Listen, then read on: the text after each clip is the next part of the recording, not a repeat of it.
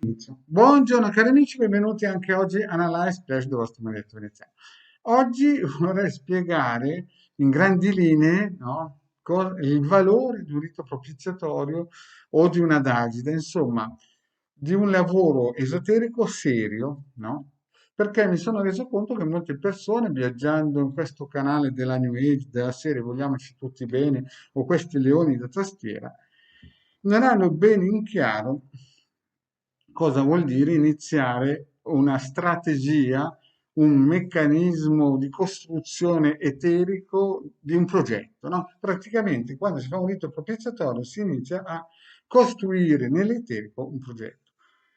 E come ci sono persone che studieranno per 25 anni, magari fanno un liceo, prima le scuole medie, scuole dell'obbligo, poi dopo l'università, un master, qualcosa di cui non useranno mai nella vita.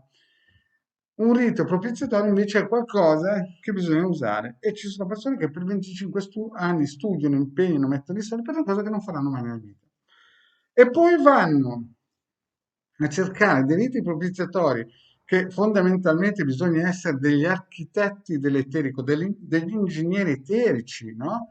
Per costruire qualcosa di proficuo. Chiaramente ci vuole il suo tempo perché più il lavoro è pesante, più il lavoro è importante, più bisogna essere bravi e conoscere tutte le strategie magiche ed esoteriche per poter costruire una base che abbia poi un proseguio.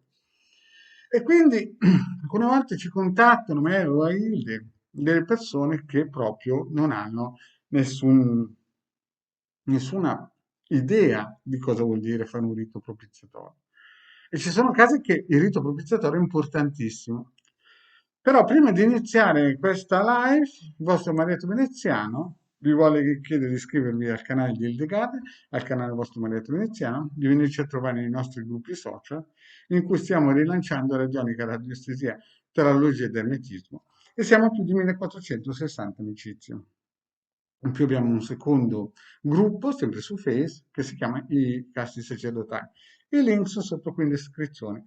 Qui sopra vedete un numero, che è il numero per contattarmi tramite Telegram, per consulto a pagamento di 20 euro 45 minuti. Bene, abbiamo anche un sito che ho creato nel 2015 dove si può scaricare 20 ebook, ne hanno già scaricati 150.000 e sono degli ebook che parlano di radionica, radiestesia e anche di chirologia elettrosemana. Sono gratuiti e il vostro marito veneziano ha già regalato all'umanità più di 2 milioni di circuiti radionici, quadranti radiestesici con tanto di istruzioni. In più abbiamo una sezione shop dove si possono comprare dei riti propiziatori appunto, ma anche ad esempio questo amuleto magico dal costo di 150 euro più 20 euro, scusate, più 10 euro di spedizione.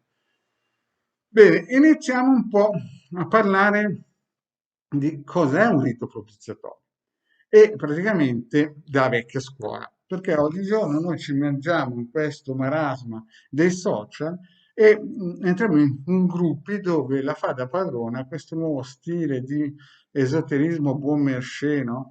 Della serie mandami luci colorate, arrivo alla quinta dimensione, salto quantico a destra e a sinistra e mandami energia a destra e a sinistra. Ma questo ne ho già parlato in altri episodi. Io vorrei parlare oggi, no? Di cosa è, cosa vuol dire costruire un rito propiziatorio.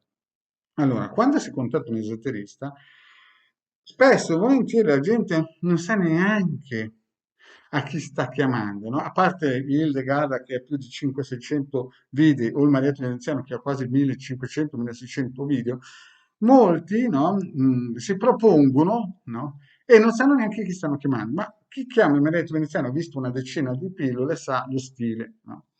Allora, un rito propiziatorio, prima di tutto, dovete sempre iniziare a calcolare minimo 9 mesi, no? Dal momento che si decide una strategia. Ma la strategia si decide cammin facendo. Generalmente ci sono 3, 4, tra virgolette, scelte che le persone cercano. Cuore, lavoro, benessere, abbondanza. Ecco, sono le 4 cose più richieste. I sentimenti sono la cosa più gettonata. Però quando si inizia un rito propiziatorio bisogna sempre avere le idee chiare, ma generalmente il committente non le ha chiare. Per il semplice fatto che non sa neanche, ad esempio, l'altra persona, anche, cioè, io sto sempre parlando di una persona che è al di là della stalla, che è in senso metaforico la famiglia. È chiaro che se si parla di famiglia, allora questo è un altro discorso. Ma quando si vuole raggiungere qualcuno che è scappato, che se n'è andato, oppure lo si è conosciuto per strada, ma non si sa nulla di questa persona, è chiaro che bisogna incominciare a pianificare una strategia, minimo 9 mesi, se no non si inizia neanche, perché è chiaro che chi arriva magari da Marietto, ho visto i filmoni da Leoni di Tastiera, no? Che in 28 giorni mi promettono di camminare sull'acqua, trasformare il vino in acqua o l'acqua il vino, di risuscitare i morti, quelle cose qui. Ma queste cose qui sono da fantapolitica, non so io, chiamatela fantapolitica. Nella realtà, quando si entra nel mondo esoterico, si costruisce qualcosa a livello eterico, no? E a quel punto lì la bravura dell'esoterista è quella di mettere i mattoncini giusti al posto giusto. Quando l'operazione magica è lanciata, cascasse il mondo andrà sempre a segno. Lo ripeto, quando l'operazione magica è lanciata, cascasse il mondo andrà sempre a segno. Certo che ci può mettere il suo tempo, perché ci sono delle variabili che neanche il committente sa. Potrei elencare centinaia di esempi di momenti in cui il committente si è reso conto che aveva detto delle cose che non erano realistiche perché chi se n'era andato mi ha raccontato delle favole.